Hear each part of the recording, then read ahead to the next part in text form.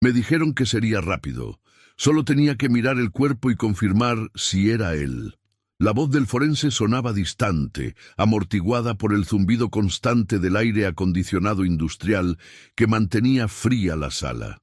Mis pasos resonaban contra el piso de linóleo mientras caminaba por ese pasillo interminable del Servicio Médico Forense de la Ciudad de México. El olor a formol se mezclaba con algo más penetrante, algo que no tenía nombre, pero que hacía que mi estómago se revolviera con cada respiración. Había venido a identificar a mi primo Arturo, desaparecido hacía 6 días después de salir de su trabajo en una fábrica textil en Ecatepec. Su esposa, Claudia, no había dejado de llamarme, su voz quebrándose más con cada mensaje. Por favor, Fernando, yo no puedo hacerlo, no puedo verlo así. Pero lo que vi cuando se corrió la sábana verde desteñida cambió todo, porque el cuerpo que llevaba 2 días registrado como cadáver sin identificar hizo algo que los muertos no hacen, respiró. Y cuando me acerqué más, desafiando el protocolo y el instinto que me gritaba que retrocediera, vi cómo sus ojos se movían lentamente bajo los párpados cerrados, como si estuviera atrapado en una pesadilla de la que no podía despertar. Si estás escuchando esto, déjame un comentario diciéndome desde dónde nos sigues, y si aún no te has suscrito al canal, hazlo ahora, porque esta historia te va a dejar sin aliento. El técnico que me acompañaba se llamaba Martín, un hombre de unos 50 años, con el rostro marcado por décadas de ver lo peor que la humanidad podía ofrecer. Cuando señalé el movimiento del pecho de Arturo, él ni siquiera levantó la vista de su tabla con sujetapapeles. El crujido del papel al pasar las hojas fue el único sonido en esa sala de acero inoxidable y azulejos blancos. «Es normal», dijo con una indiferencia que me heló más que el aire gélido de la morgue. «Gases post-mortem, espasmos musculares, lo vemos todo el tiempo, señor Velázquez. Créame, después de 20 años aquí, uno aprende a distinguir entre un cuerpo vivo y uno muerto. Pero yo había visto suficiente. No fueron solo los movimientos del pecho, sutiles como el aleteo de un colibrí. Fue la forma en que el color de su piel parecía menos grisáceo bajo la luz fluorescente directa, como sus dedos tenían un tono que no concordaba con la palidez cadavérica que mostraban las fotografías del expediente que me habían mostrado antes.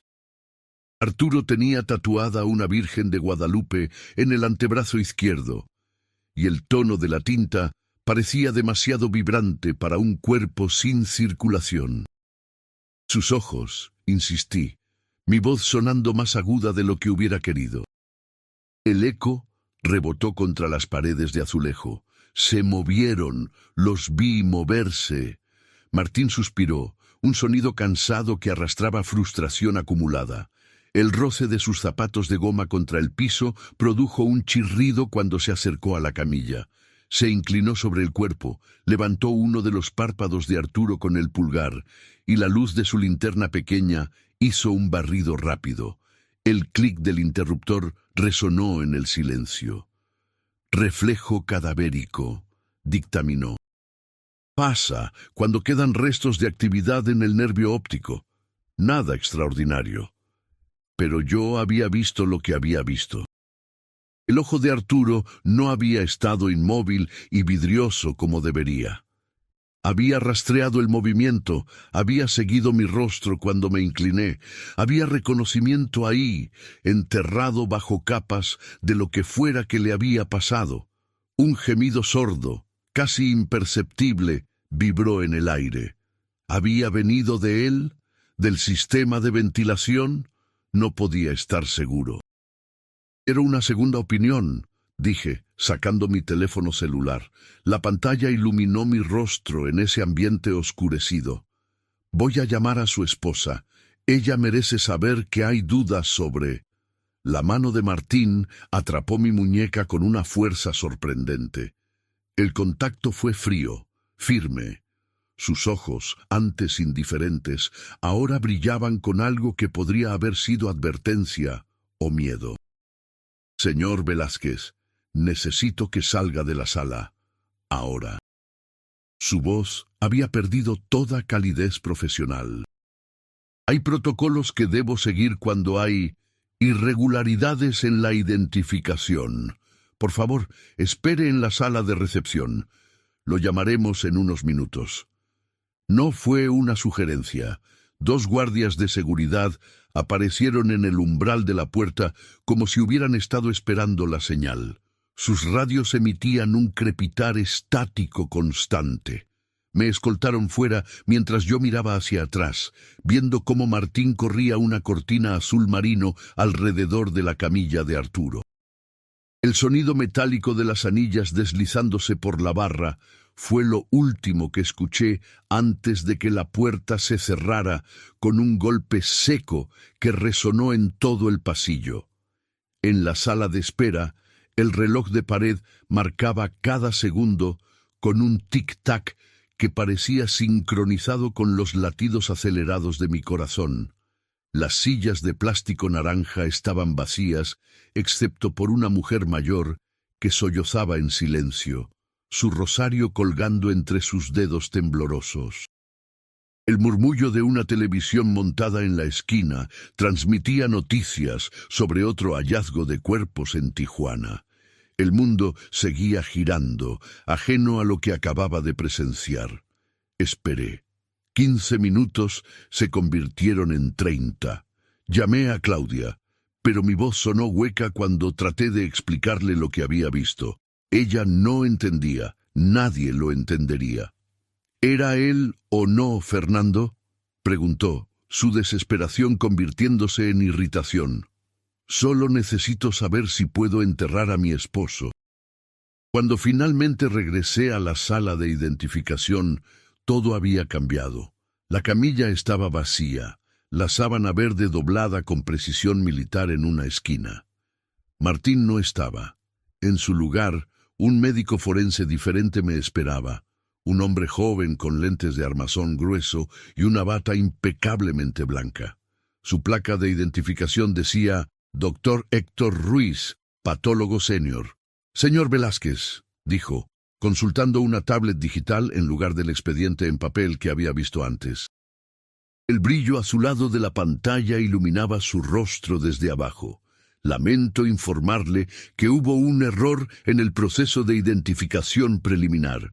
Mi estómago se hundió. ¿Qué clase de error? El cuerpo que vino a identificar no corresponde a su primo Arturo Velázquez Moreno. Las palabras salieron con una facilidad ensayada. Los registros dentales no coinciden. El cadáver ha sido reclasificado como NN, persona no identificada. Será trasladado a la fosa común estatal después del período legal requerido. Pero yo vi... Comencé, pero él levantó una mano. Entiendo que puede ser perturbador, continuó, su tono profesional pero firme. El zumbido de las luces fluorescentes llenaba cada pausa. A veces, en casos de descomposición avanzada o trauma severo, las características faciales pueden crear falsas esperanzas de identificación. Es más común de lo que piensa. No hubo descomposición avanzada, protesté. El cuerpo estaba en buen estado, yo vi.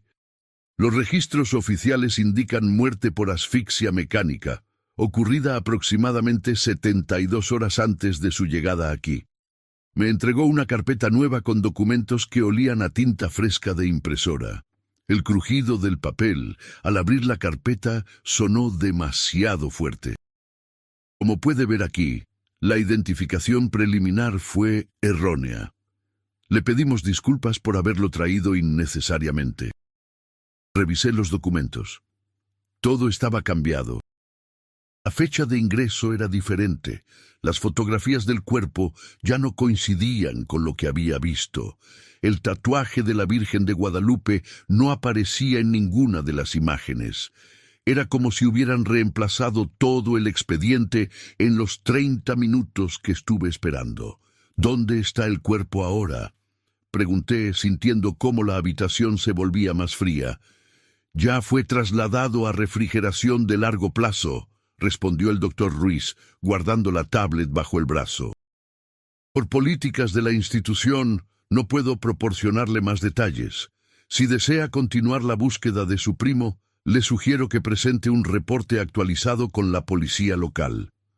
Me acompañó hasta la salida. El pasillo parecía más largo que cuando llegué. Nuestros pasos producían un eco desincronizado. Cuando llegamos a las puertas principales, me entregó una tarjeta de presentación genérica del servicio médico forense. «Una última cosa, señor Velázquez», dijo mientras sostenía la puerta abierta. El aire caliente de la tarde de la Ciudad de México entró como una bocanada, trayendo consigo el ruido del tráfico y los vendedores ambulantes. A veces, en situaciones de estrés emocional, nuestra mente puede jugarnos trucos. Lo que creemos ver no siempre es real. Le recomendaría hablar con un profesional si las imágenes de hoy continúan perturbándolo. La puerta se cerró detrás de mí con un clic definitivo.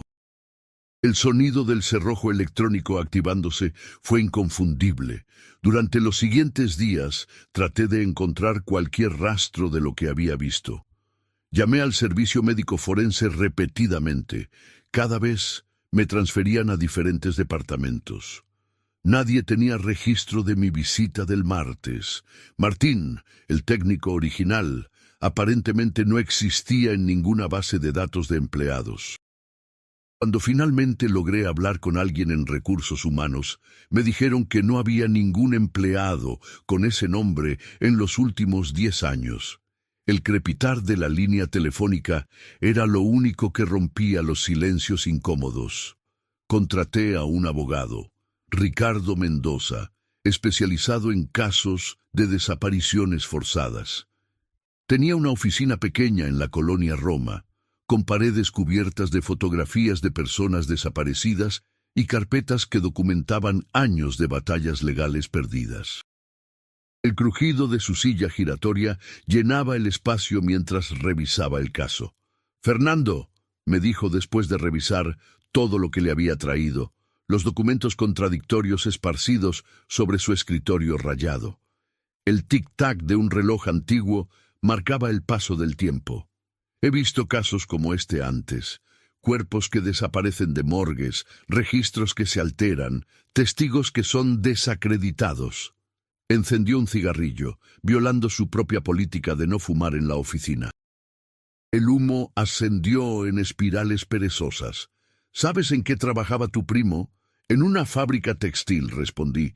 «Llevaba 5 años ahí. Era supervisor de línea». Ricardo exhaló lentamente, el humo saliendo entre sus dientes. «¿Y nunca mencionó nada extraño? ¿Productos que no debían estar ahí? ¿Gente que venía en horarios raros?» Quiero agradecerte por haber llegado hasta aquí en esta historia.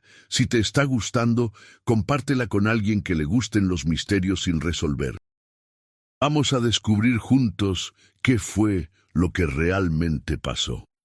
Recordé entonces algo que Claudia había mencionado en una de nuestras conversas. Arturo había estado nervioso las últimas semanas antes de desaparecer. Había empezado a llegar tarde a casa, revisando constantemente su teléfono. Una noche, ella lo había encontrado quemando papeles en el patio trasero, las llamas lamiendo documentos que nunca le permitió ver. El crepitar del fuego había sido lo único que rompía el silencio de esa noche. Ricardo asintió mientras yo hablaba, como si cada detalle confirmara algo que ya sospechaba. Ecatepec es un punto clave para varias operaciones que prefieren mantenerse invisibles. Fábricas que funcionan como fachadas, productos que cruzan fronteras sin registro, y personas que saben demasiado. Dejó la frase inconclusa. El silencio que siguió fue más elocuente que cualquier palabra. ¿Estás diciendo que mi primo estaba involucrado en algo ilegal? Estoy diciendo que tal vez vio algo que no debía ver, y cuando alguien se convierte en un problema... Ricardo aplastó el cigarrillo en un cenicero de vidrio repleto. El siseo fue breve. Los hacen desaparecer, pero a veces cometen errores, como llevar a alguien a una morgue antes de estar completamente seguros de que está muerto. La implicación me golpeó como un puñetazo al estómago. Me estás diciendo que lo drogaron, que intentaron hacerlo pasar por muerto. Hay sustancias que pueden simular la muerte clínica, ralentizan el metabolismo hasta niveles casi imperceptibles. Se reclinó en su silla, que emitió un chirrido metálico. Se usan en ciertos círculos para transportar personas sin levantar sospechas, o para deshacerse de testigos incómodos sin dejar evidencia clara de homicidio. Si el cuerpo muestra signos mínimos de vida y alguien lo nota... Hizo una pausa. Entonces tienen que actuar rápido para cubrir sus huellas. ¿Y el personal de la morgue estaría involucrado? Ricardo rió sin humor, un sonido seco que raspaba su garganta. Fernando, en este país, con suficiente dinero o suficiente miedo, puedes hacer que cualquier registro diga lo que quieras. Puedes hacer que las personas desaparezcan de bases de datos. Puedes hacer que los testigos olviden lo que vieron. Se inclinó hacia adelante, sus ojos fijos en los míos. La pregunta es, ¿realmente quieres seguir investigando esto? Porque si lo que sospecho es cierto, ya te han marcado como alguien que sabe demasiado. Esa noche, mientras conducía de regreso a mi departamento en Coyoacán, noté un coche que parecía seguirme. Un Nissan gris, con los vidrios polarizados. Cada vez que cambiaba de carril, él hacía lo mismo. El rugido de los motores se mezclaba con el latido acelerado de mi corazón. Cuando me detuve en un semáforo en rojo, el coche se detuvo 2 vehículos detrás. No podía ver quién conducía, pero sentía los ojos sobre mí, penetrantes a través de la oscuridad y el vidrio. El cambio de luz del semáforo proyectó sombras largas. A la mañana siguiente encontré una nota deslizada bajo la puerta de mi departamento. Papel común, sin membrete, con un mensaje impreso en fuente genérica. Deja de buscar. Tu primo está muerto. Olvida lo que viste. No había firma, ni amenaza explícita. No la necesitaba. El mensaje era claro. El silencio del pasillo vacío amplificaba el sonido de mi respiración agitada. Claudia me llamó esa tarde. Su voz sonaba diferente, plana, como si estuviera leyendo de un guión. El ruido de fondo era extrañamente silencioso, sin los sonidos usuales de sus hijos jugando. «Fernando, necesito que dejes de investigar», dijo sin preámbulo. «Encontraron el cuerpo de Arturo. Era él. Voy a proceder con el funeral». «¿Qué? ¿Cuándo? Claudia, ayer me dijiste...» «Me equivoqué», me interrumpió. Su tono era robótico, ensayado. Estaba confundida por el dolor. Ya identifiqué el cuerpo correctamente. Por favor, no vengas al funeral. Necesito hacer esto sola, con mi familia. Gracias por tu ayuda, pero ya no la necesito. Y colgó. El tono de marcación zumbó en mi oído. Llamé a Ricardo inmediatamente. El teléfono sonó y sonó, pero nadie contestó. Fui a su oficina esa misma tarde. Estaba cerrada. Una vecina del edificio me dijo que había visto mudarse camiones esa mañana, que el abogado había dejado el lugar con urgencia. «Parecía asustado», dijo ella, arrugando el ceño, «como si huyera de algo». El eco de mis pasos en el edificio vacío resonaba como tambores funerarios. Esa noche, solo en mi departamento, con las cortinas cerradas y cada cerradura verificada 3 veces, abrí mi laptop. Mis manos temblaban mientras escribía en el buscador. Quería encontrar algo, cualquier cosa que explicara lo que estaba pasando. Artículos sobre fábricas en Ecatepec involucradas en operaciones ilícitas. Reportes de personas desaparecidas en la zona. Casos sin resolver de cuerpos que aparecían y desaparecían de morgues. El clic del mouse era el único sonido en la oscuridad. Encontré un foro en la Deep Web, uno de esos lugares donde la gente publica teorías conspirativas y experiencias inexplicables.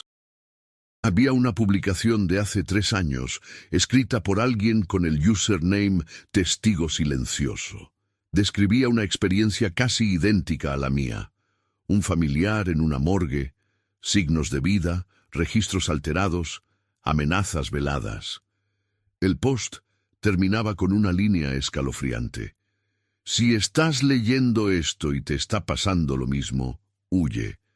No cometas mi error de insistir. Algunos secretos están protegidos por fuerzas que no puedes imaginar. No había más publicaciones de ese usuario. Su perfil mostraba última conexión hace 3 años.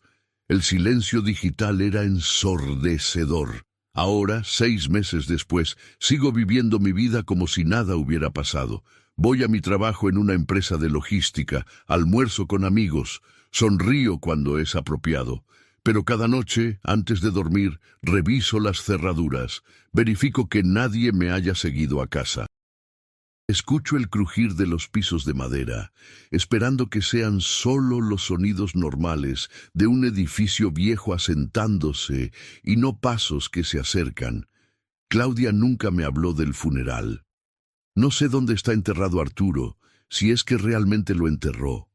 Dejé de buscar porque quiero seguir vivo, porque entendí que hay cosas en este país, en este sistema podrido hasta la médula, que están diseñadas para permanecer ocultas, y las personas que tratan de exponerlas simplemente dejan de existir.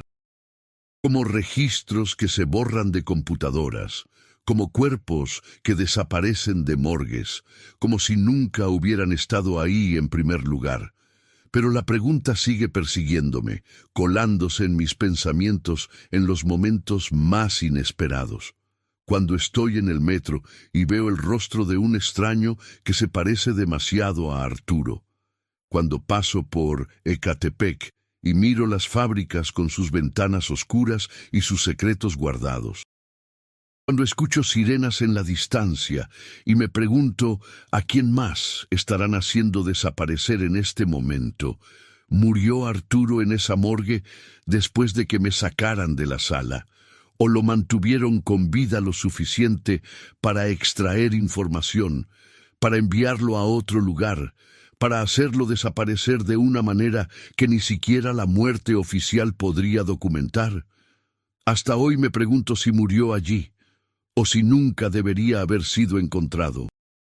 Y en las noches más oscuras, cuando el viento golpea las ventanas y los ruidos del edificio se transforman en susurros incomprensibles, me atrevo a pensar en una posibilidad aún más aterradora.